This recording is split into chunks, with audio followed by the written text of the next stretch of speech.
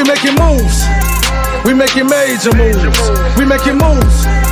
We making major moves. We going all in, like we got nothing to lose.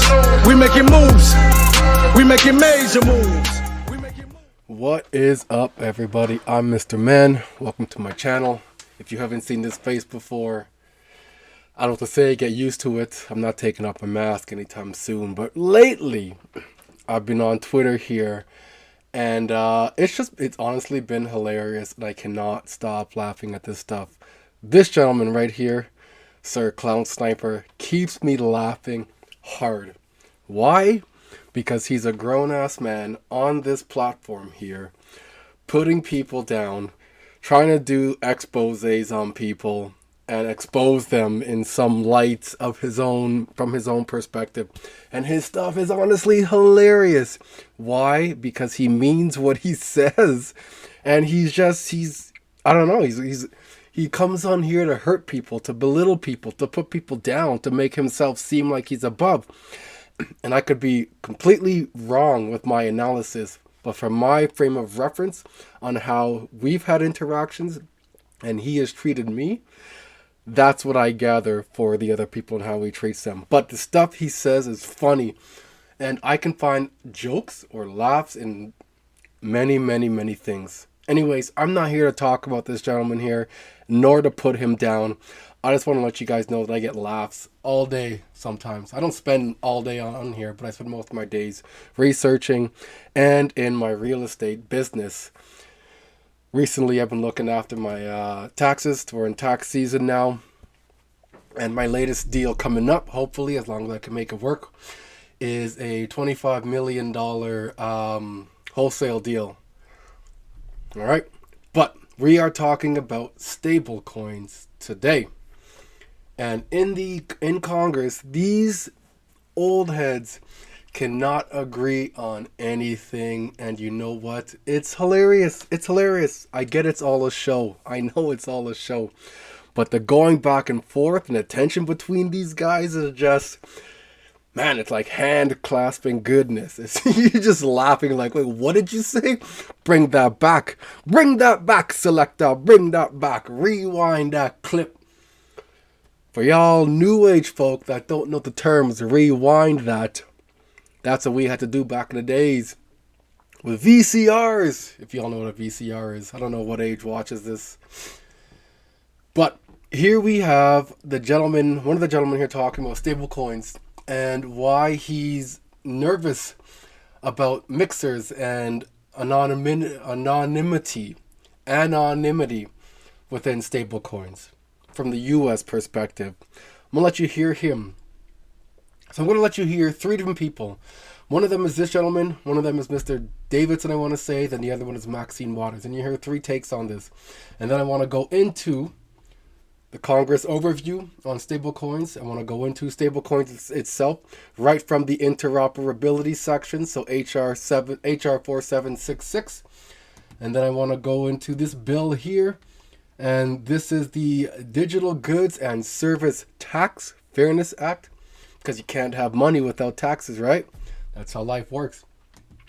And then over here, this is the Digital Dollar Pilot Prevention Act. Very interesting where things are going. I'm going to shut up right now. I'm going to let you guys hear this, and then we'll get back into this, all right? The gentleman from Illinois is recognized to explain his amendment. The gentleman is recognized for 5 minutes. Thank you, Mr. Chair. My amendment strikes sections E and F.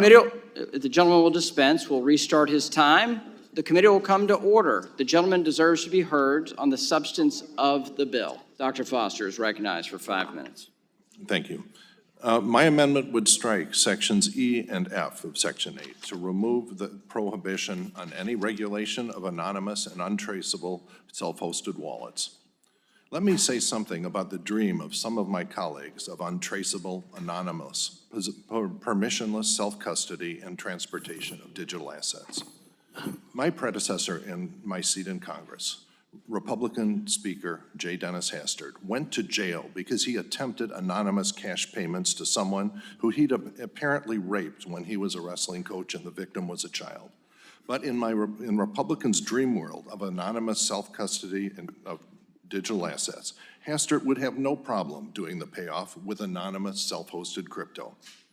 And I note with distress that last night, every one of my Republican colleagues voted to provide a legal safe harbor for crypto mixing engines like Tornado Cash and their ilk, the mixing engine that was used by North Korea to launder over $7 billion to fund their nuclear weapons program.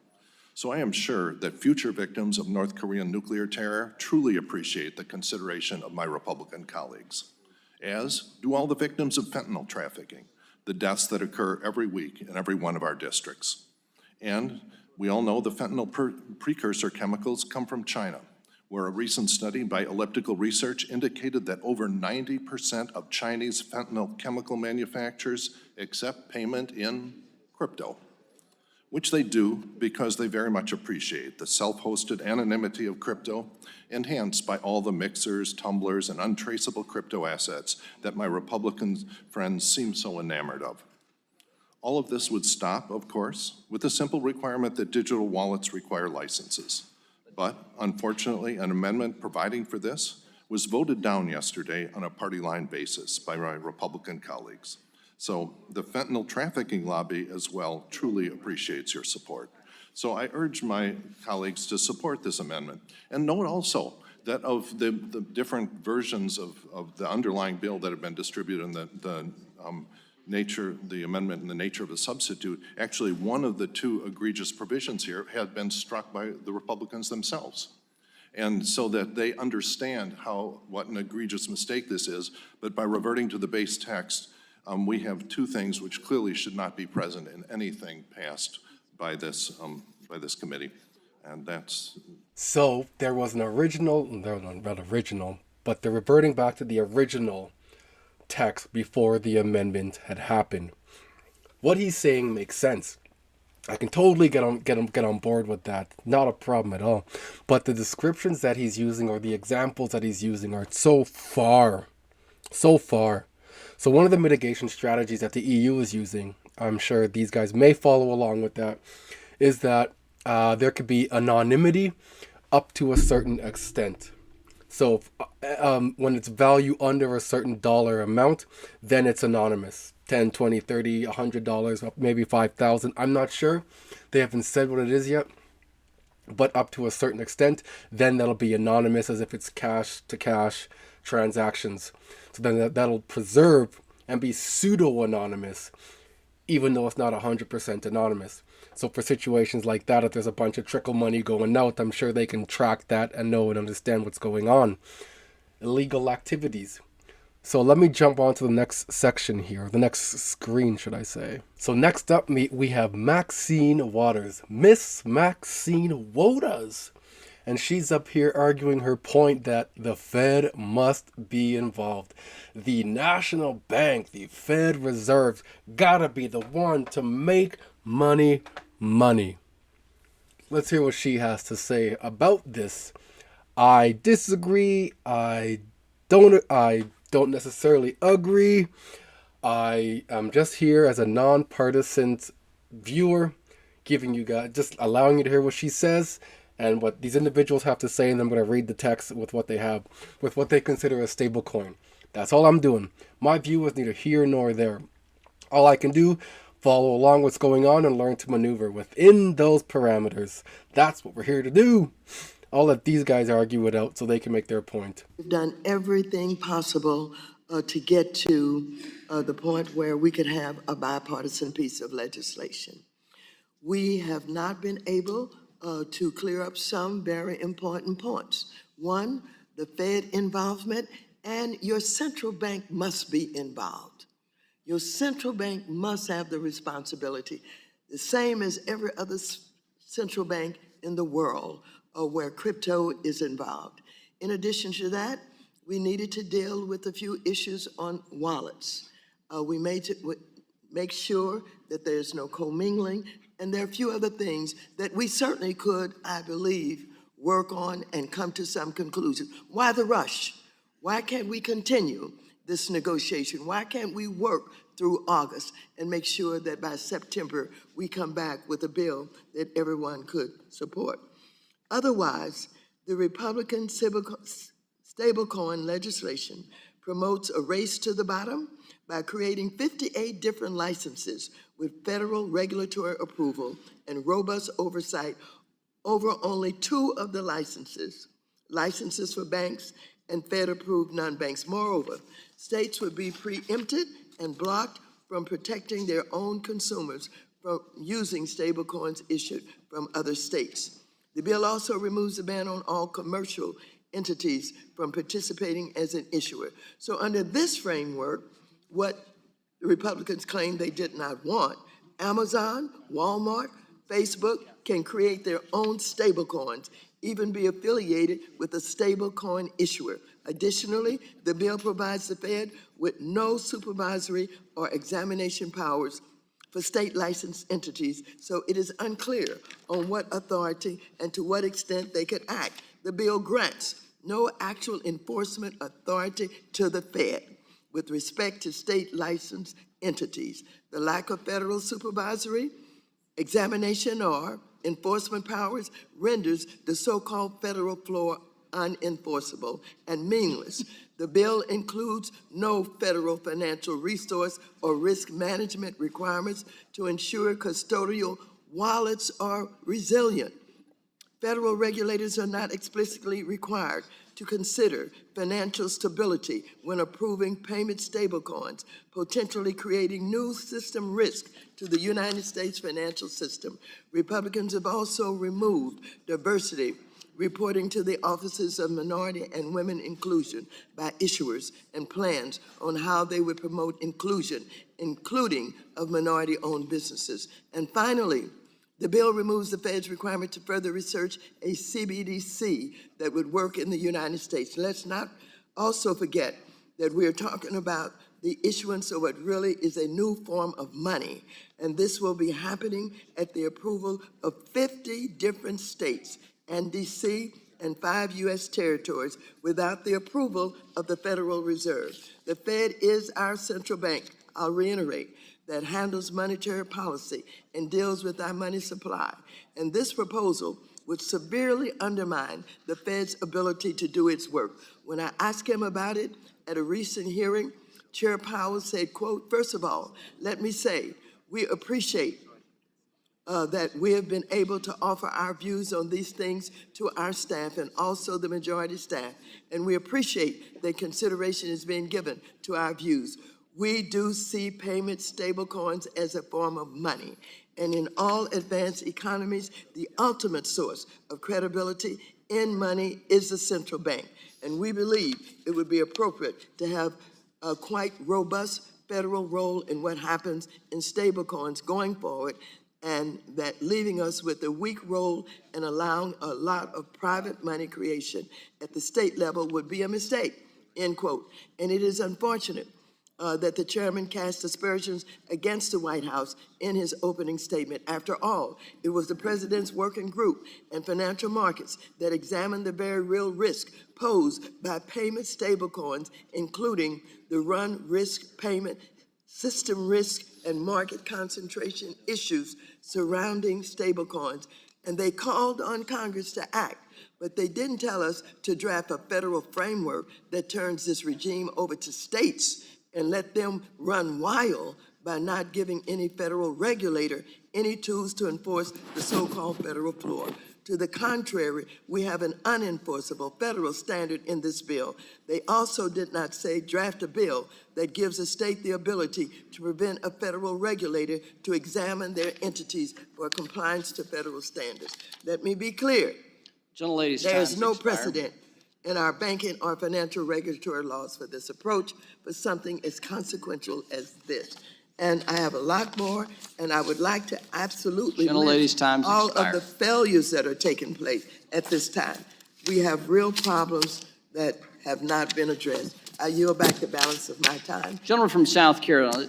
I move to strike the last word, Mr. Gentleman is Chairman. recognized for 5 minutes. What I'm about to say, Ms. Waters, is something you will agree with. You and I don't agree on a lot of things, but I think what I'm about to say you will agree with because I've heard you in the past. I would like to enter into a public agreement with Chairman McHenry that we will work on the big tech issues moving forward. Right now, this bill contains no commercial entity prohibition. This means that the large tech companies like Facebook, like retail companies like Amazon, could become a stable coin issuer and further dominate our lives. It's been proven monopolies are not good for the American people. A commercial entity prohibition is necessary to protect consumers and the financial system. The restriction is critical to protect consumers from potential self-dealing or conflicts of interest by large corporations. Permitting the largest corporations in this country to become payment stablecoin issuers is akin to granting them a banking charter with an automatic customer base of millions of consumers. This directly conflicts with the legislative intent of the Bank Holding Company Act, of which all FDIC depositories are subject to, by creating shadow banks that converge the nexus between banking and commerce. Big tech companies have proven time and time again they are incapable of responsibly handling consumer data. Large commercial entities and big tech have embedded themselves in every corner of consumers' lives. The trove of personal data these companies currently possess on consumers, coupled with reduced regulatory oversight and burden, will allow them to quickly overtake highly supervised community financial institutions in this nascent industry. Granting them license to issue private money without meaningful oversight and supervision is a danger to consumers and the entire financial system. Just this week, Twitter rebranded itself, and the CEO openly announced her desire to begin growing into the payments and banking space. It's not a mystery what they will do next. To my Republican colleagues, we are currently in the midst of holding Mark Zuckerberg in contempt of Congress, while simultaneously in this bill handing him the keys to an unregulated marketplace where he will have a competitive advantage against credit unions and community banks who have known and worked with many of their members and customers for decades. To my Democratic colleagues, this prohibition proposal is included in a draft y'all put forward. And it's actually just what Congresswoman Waters just said in her statement within her 5 minutes. Furthermore, the ranking member just a few hours ago mentioned this concern, and I thank her for that. We cannot stay silent and greenlight big tech to further dominate our lives by issuing their own stablecoin. We must prohibit commercial entities and their affiliates and subsidiaries from issuing stablecoins to ensure they are not made even bigger and more powerful than they are today. I want to also say I appreciate all the groups that contacted not just me, but others with a concern on this. It shows citizen involvement in legislation is crucial for all of us elected officials. And I want to thank those who have moved forward on, who have let us know the issues as they've come forward. Chairman McHenry, I appreciate your willingness to work on this issue, and I yield the balance of my time. If the gentleman will yield. So I do agree with that gentleman. I'm sure there's going to be some other caveats they'll sneak in there. I don't know how, I don't know what, I don't know how it'll look like at all, but I do agree with him. Like, I wouldn't want a dollar put out by Facebook. I wouldn't want a dollar put out by Walmart to use their dollar unless that was a security with inside their little siloed ecosystem to trade amongst and settle whatever, because it's back to back, or it's backed by $1 US, sort of like Jamie Dimon's the JPM coin, where it's an intra bank thing. This could be an intra company thing, and it stays within them, and when it leaves their ecosystem, it actually converts into the dollar, and then it's a dollar within the ecosystem outside of their siloed Walmart gardens, if you will. I hope that made sense. I hope you can see where I was going with that one there. But next we have Mr. Davidson, the gentleman from, I don't remember where he's from, but Mr. Davidson is up, and he's going to be talking about, I believe it's commodity-backed stablecoins. And this is our 344 that we are in right now. This is an 12-hour video, and we are on, I'm on this is where I'm at actually. I've heard him, and that's where I've gotten up to. So after, him, I can no longer show you guys this video until I watch it myself and have an understanding of what's going on. And we're going to go on to stablecoins themselves to learn a bit about the stablecoin. So let us jump into this. I thank the gentleman and appreciate her leadership. Gentleman from Ohio, Mr. Davidson, the Vice Chair of the Digital Assets Subcommittee, is recognized for 5 minutes to strike the last word. I do strike the last word. I want to thank the chairman and our colleagues for working on this diligently for quite a long time. I especially appreciate the staff, frankly, on both sides of the aisle. Those who've worked in good faith to move this legislation are greatly appreciated. And I think the public doesn't appreciate how much work goes in. They do see that we accomplish very little. So the amount of energy expended to achieve things is kind of crazy. I mean, the first stable coins were issued in 2014. So we've worked for years to try to get just the most basic framework out there on really the most basic digital asset. Nevertheless, I think the underlying bill's good. It does have some things that to be desired, and I just appreciate the chairman and people on both sides of the aisle willing to work to continue to improve the bill. One of the deficiencies, in my estimation, is that in the market today, there are commodity-backed stablecoins. So in the absence of regulation by the federal government, the New York Department of Financial Services, for example, has recognized commodity-backed stablecoins. And commodity-backed stablecoins, to be clear, are a little different than what we think of as dollar-denominated stablecoins. So if you had a commodity-backed stablecoin backed by gold, it's stable because the value of it represents 1 ounce of gold.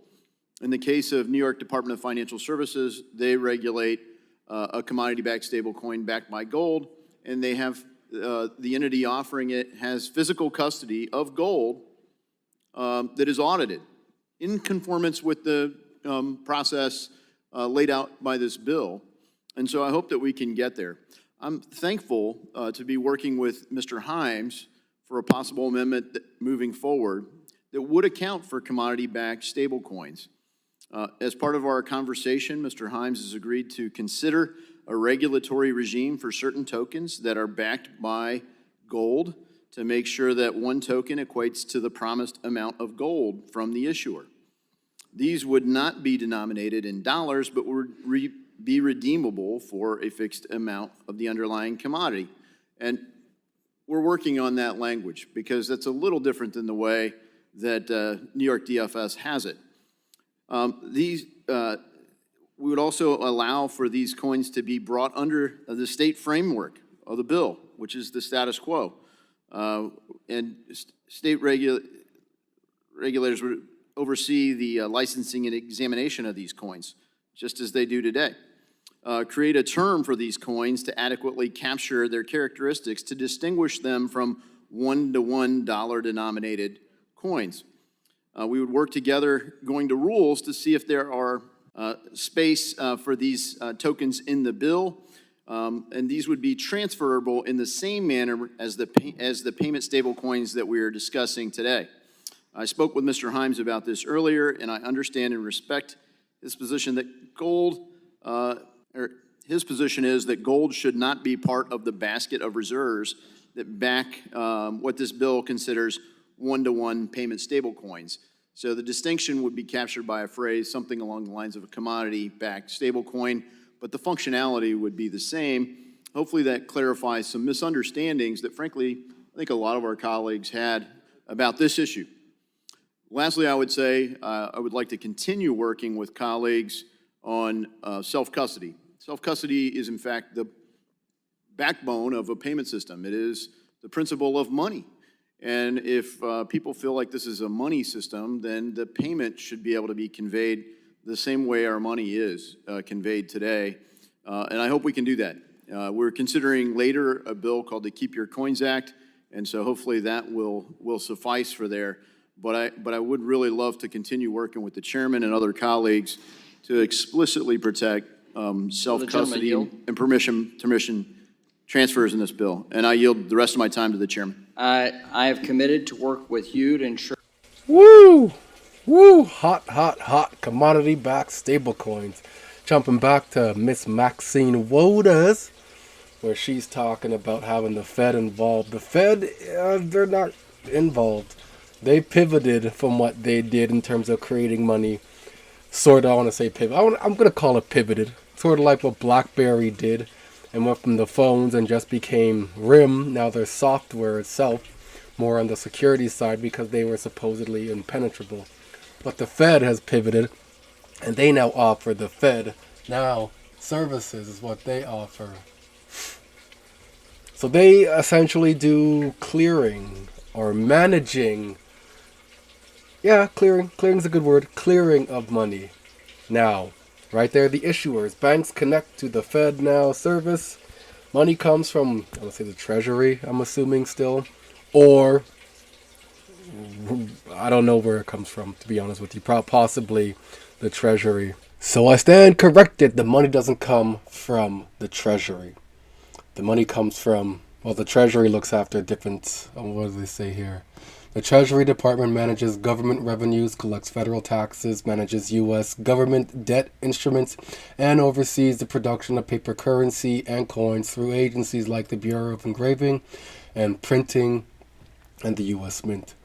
The Federal Reserve is not the Federal Reserve, not the Treasury, plays a significant role in creating money by adding funds by the money supply through various methods like purchasing securities and adjusting interest rates. Federal revenue primarily comes from sources like individual and corporate taxes, social insurance taxes, customs duties, and other fees. Okay, cool. So we have that cleared up. So now, an overview of H.R. 4766, Clarity for Payments Stablecoin Act.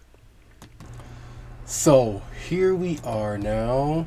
Here, congressional research paper just disappeared. I don't know where it went. There we are. An overview of H.R. 4766, Clarity for Payment Stablecoins. Came out September 25th, 2023. The House Committee of Financial Services on July 27th, 2023 ordered to be reported an amendment in the nature of substitute of the Clarity for Payment Stablecoins Act, H.R. 47766, which we're going to dive into, sponsored by Chair Patrick McHenry, which would change how stablecoins are regulated. Currently, there is no comprehensive federal regulatory framework specifically designed for stablecoins. Why? Because they've had now 60 or 61 amendments. They don't even know if it's between 60 and 61. Within that 11-hour video, they go back and forth like a bunch of toddlers. Like a bunch of grown-ass people on Twitter that can't figure their shit out. They're too busy making fun of people. That's what they're doing in the House. Instead, existing state and federal laws and regulations are applied to aspects of the stablecoin industry based on the nature of activities and individual stablecoin features. For example, stablecoin issuers are subject to state money services business license regimes and must comply with federal anti-money laundering requirements. The bill's proposed regulatory framework and licenses process are described below. So it defines as digital assets issued for payment and redeemable at a predetermined fixed amount that hold assets in reserve that can be used to redeem the stablecoins. The bill would require an issuer to hold at least $1 of permitted reserves for every dollar, so it's a 1-to-1 stablecoin worth of stablecoins outstanding issued.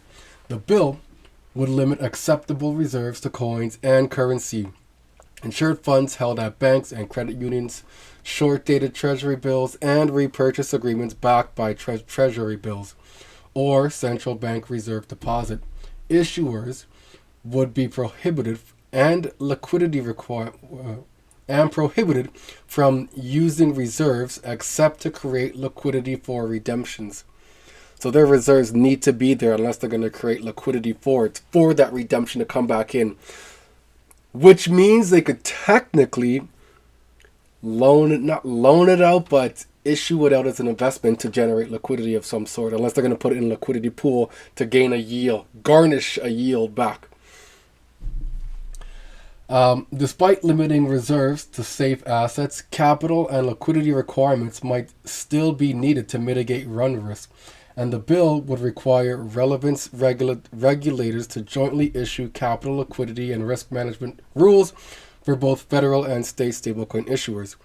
Issuers would be required to establish and disclose stablecoin redemption procedures and to publish monthly reports on outstanding stablecoins and reserve composition, to which USDC does. And USDT does not. Stably does. I haven't looked at them for quite some time now, but to my knowledge from when I last looked at them, don't hold this as truth at all. I'm just saying from when I last looked at them, they provided open and transparent information on a monthly basis as stated here. The bill will require the report to be, okay. Issuers would be required to establish and disclose stablecoin redemption procedures and to publish monthly reports. Okay. The bill will require the report to be examined. So that's an audit as opposed to audited. Okay. To be examined. What do you mean by that? By a registered public accounting firm. So essentially it's an audit, but an audit done by an accounting firm. And would require that issuers, executives certify that report. So after the report is done, the executive has to require that issuers, executives. So USDC has an audit at the end of the month. Well, if they don't have an audit, I'm not sure if it's their own audit. Actually, no, the way this is worded, it's their own internal audit. And then the issuer's CEO, executives, there's an S on there. So it could be Dante Divinante, is that Dante, whatever his name is, from Circle, and it could be Jeremy Allaire, also from Circle. It could be just one of them, one or the other. One of them has to sign off on that examination, as stated there, and subject to criminal penalties for knowingly false certifications. Well, it would be smart if there was a third-party audit, as in an external audit. So they have their audit, present their findings from their audit, or they have the ability to rectify those findings from the audit before they encounter the third-party audit of what their business is like and how they're operating their business in terms of their reserves and their redemptions for those reserves. So here we are at the bill itself, HR 4766. I'm going to go right down to page 39. I'll just type it in here. Why scroll if I don't have to? 39. There we go. Not there. Right. Here. Treatment of custody. They were talking about custody in the snippets that we were watching there.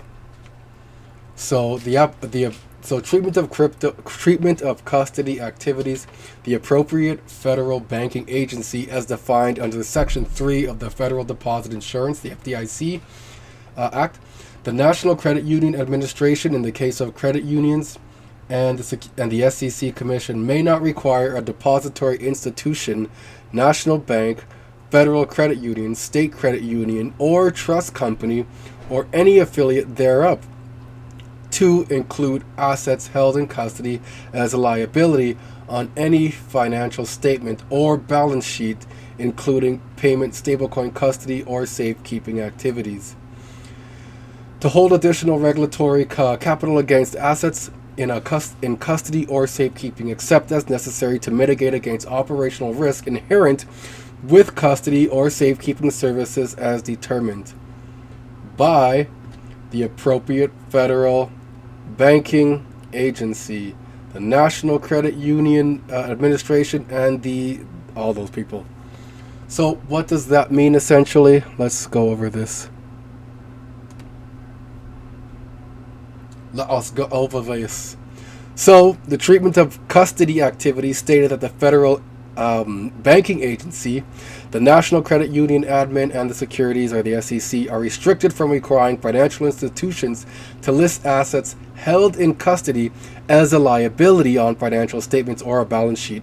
Additionally, these regulatory bodies cannot mandate additional regulatory capital against assets in custody, except to mitigate operational risks related to custody services, as we were talking about before. Custody services provided by banks involve safekeeping and record-keeping services and asset servicing, transaction processing and settlement, and banking services.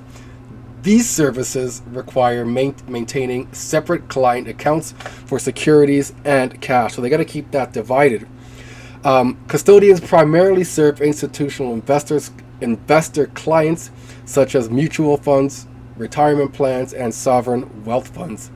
The Federal Reserve banks generate revenue through fiscal agents' activities and allow auditing standards to ensure the accuracy of their combined financial statements. We'll get into that after. Okay.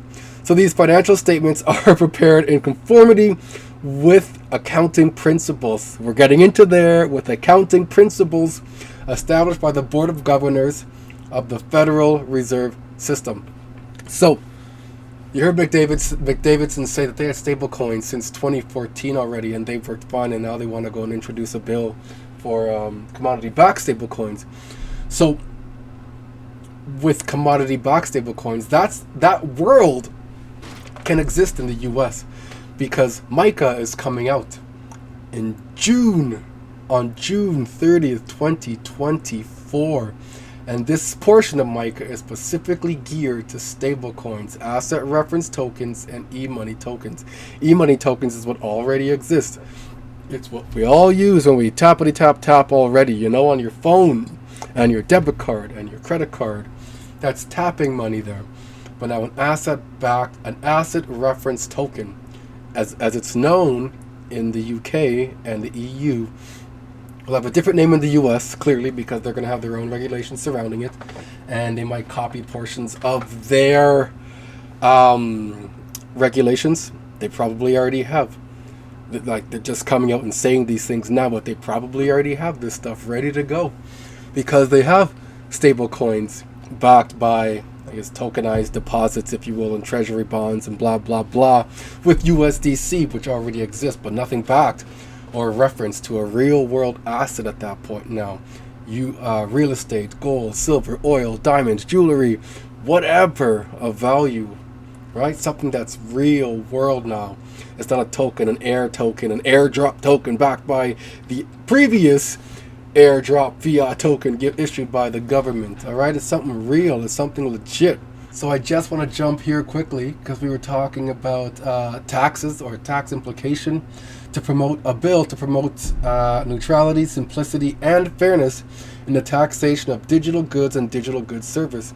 MLETR and the EDTA Act of 2023 came out in September, around the same time in September. Because US and the G7, that includes Canada, Japan, they are going to be part of this rolling out of the MLETR collaboration, known as the EDTA, the Electronic Trade Document Act, which came out and is now being utilized slowly. You heard Barclays come out with something, a cross-border settlement. You've heard China come out with fuel, and I believe they utilized VeChain for that, but there's taxation that exists now. There's the bill of lading that can be transferred as the contract from initiating person of purchase, or initiating land of purchase, to end result land of purchase, or to where it's ending up. And then you have the contracts in the middle, from the truck, the pickup truck, from the mailbox drop off that you drop this parcel off. The mailbox truck, or the mail truck, now has a contract with the postal services to deliver this, whatever this item is now. There's a digital truth in the EDTA. There's digital truth in that contract states that this thing is going to here, and this is the direct route for it, and this is the date that it happened, and this is all the information on there. So now the money can move with that as well. The value can move across the blockchain. That's what we're talking about now. to be enacted by the Senate and House of Representatives of the U.S. in Congress assembled. Short title, this act may be cited as Digital Goods and Services Tax Fairness Act of 2019. No state or local jurisdiction shall impose multiple taxes on the sale or use of a covered electronic good or services. That's good.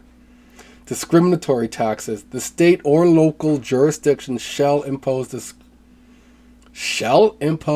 discriminatory taxes on the sale or use of a digital good or digital service. Okay, they can impose taxes. I'm with you.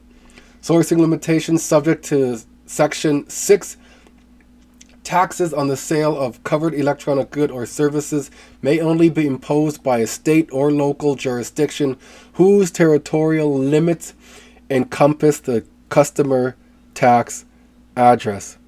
So if that shipment of that mail happens now, you're going to get taxes from here to there, to the end point in that. Sales tax can exist now because in accordance with the EDTA and the MLETR, and the groups that are within the MLETR now can get taxed along that value chain, right? You need taxes to exist. You need these things for the whole entire value chain to exist.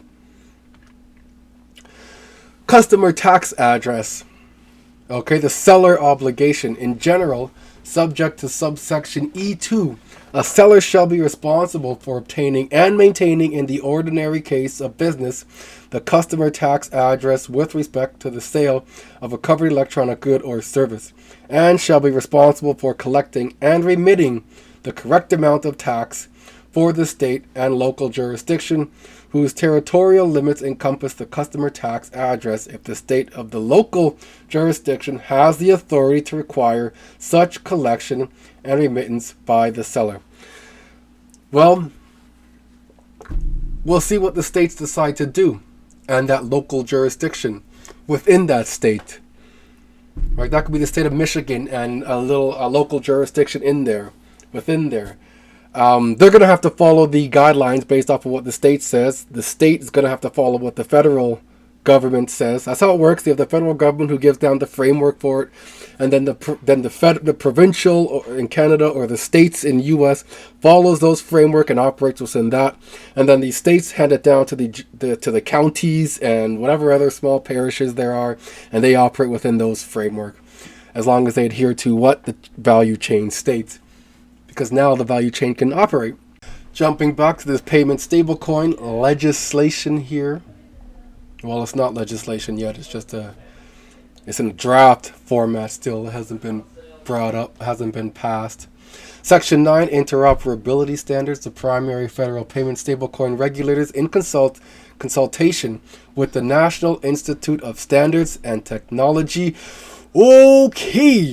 Okay, that's what's up. So here we are at the NIST website, right? The National Institute of Standards and Technology. Woo!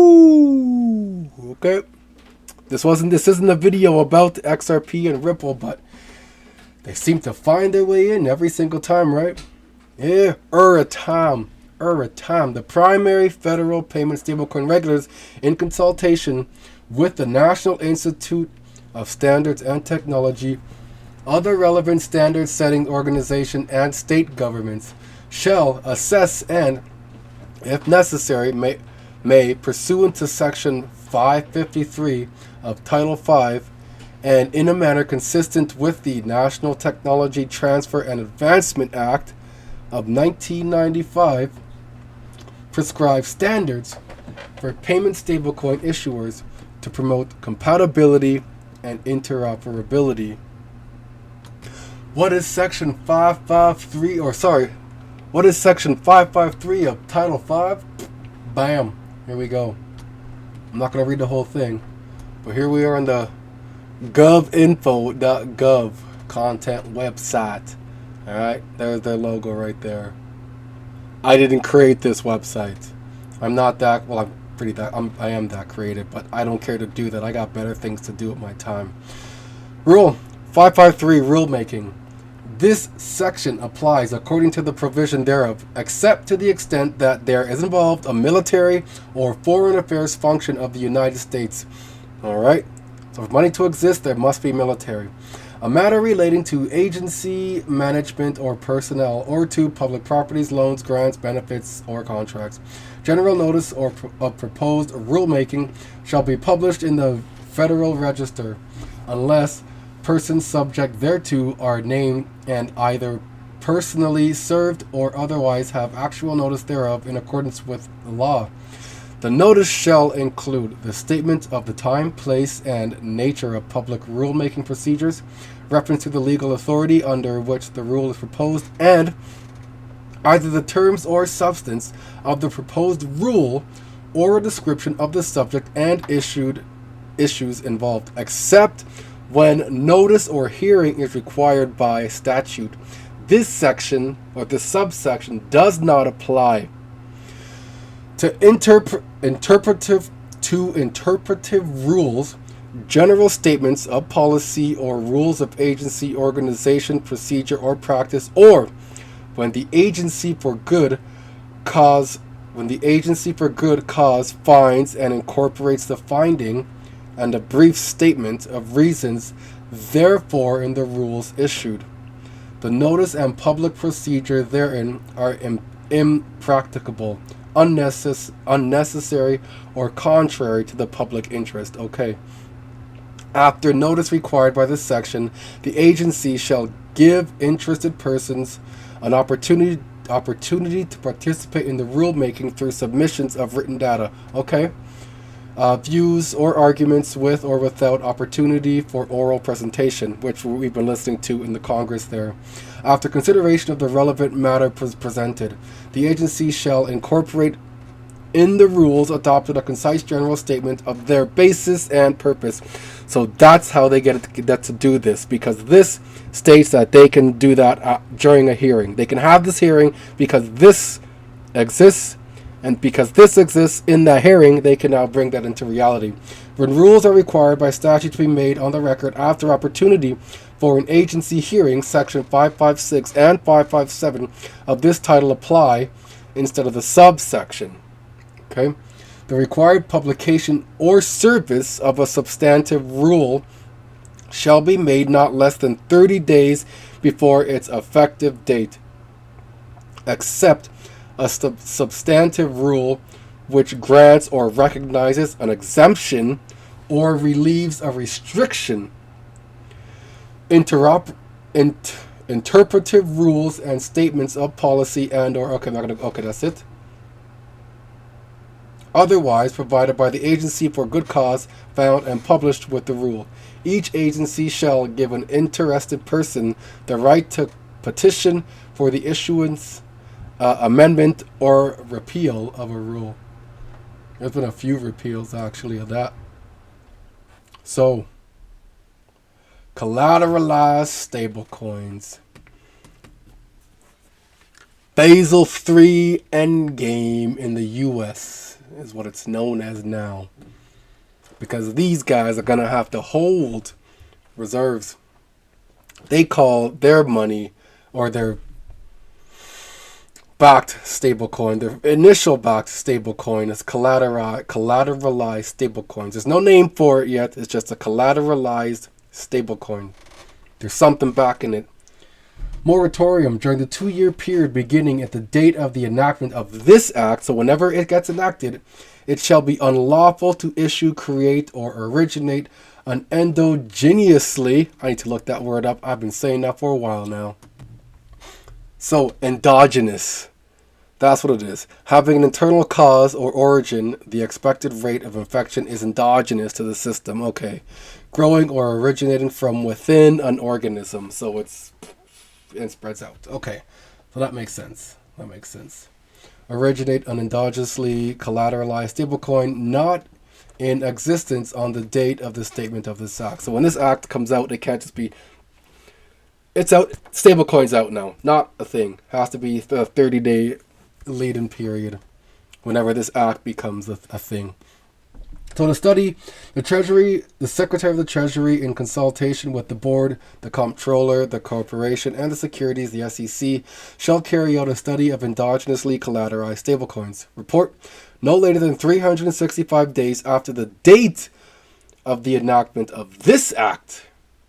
The Secretary shall provide the Committee on Financial Services of the House of Representatives and the Committee on Banking, Housing, and Urban Affairs of the Senate a report that contains all findings made in carrying out the study under subsection A, including analysis of the categories of non-payment stablecoins, including the benefit and risk of technological design features, the participation in non-payment stablecoin arrangements, C, utilization and potential utilizations of non-payment stablecoins, D, nature of reserve compositions, E, types of algorithms being employed, F, governance structure, including aspects of decentralization, G, nature of public promotion and advertisements, and H, clarity and availability of consumer notices disclosure.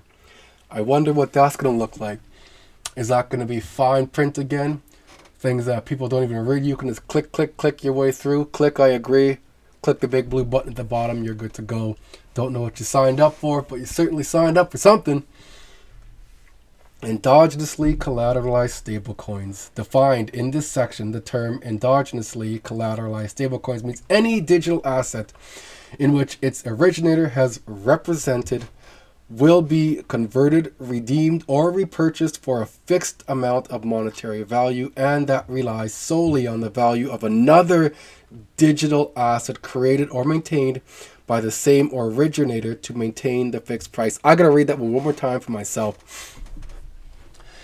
In which the originator has represented will be converted, redeemed or repurchased for a fixed amount of monetary value, and that relies solely on the value of another digital asset created or maintained by the same originator to maintain the... Okay, so as long as that person who created this stablecoin here, say, I don't know, let's say Mr. Mancoin.